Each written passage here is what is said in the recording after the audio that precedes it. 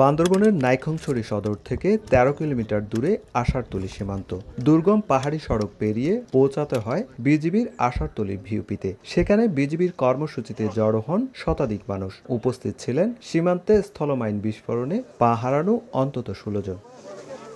নাইক্ষ্যংছড়ি সীমান্তের দক্ষিণ মৌলভীকাটা এলাকার যুবক ওমর ফারুক। বয়স এখনো ২৫ পেরোয়নি তার, কিন্তু গেল জুন মাসে সীমান্তে স্থলমাইন বিস্ফোরণে পা হারিয়ে এখন তাকে হাঁটা চলার জন্য নির্ভর হতে হয়েছে ক্রেচের উপর। পাহাড়ের চূড়ায় ক্রেচের উপর ভর করে সময় সংবাদকে বর্ণনা দেন পা হারানোর ঘটনা। যখন গরু নিয়ে আসি, প্রায় আমরা ১৫-২২ জন ছিলাম। তখন সবাইকে বের করে দেওয়ার পরে আমি মাইনে বিস্ফোরণ আহত। জীবনের সবচেয়ে বোকামি করছি ওটা।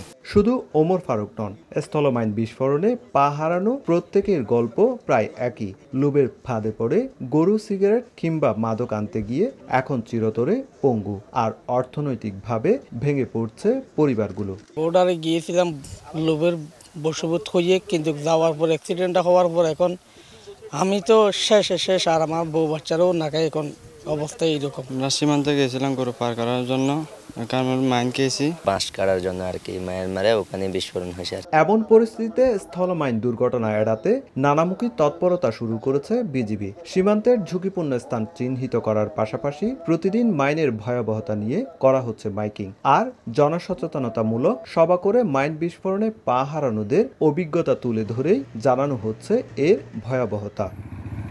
তবে উপজেলা প্রশাসন ও বিজিবি বলছে, নানামুখী তৎপরতার কারণে লোকজন সচেতন হচ্ছে এবং কমে আসছে মাইন বিস্ফোরণে হতাহতের ঘটনা। যার ক্ষতিটা হচ্ছে সে ব্যক্তিগতভাবে, পারিবারিকভাবে সে সারা জীবনের জন্য তার পরিবারের কাছে বোঝা হয়ে যাচ্ছে, সমাজের কাছে বোঝা হয়ে যাচ্ছে।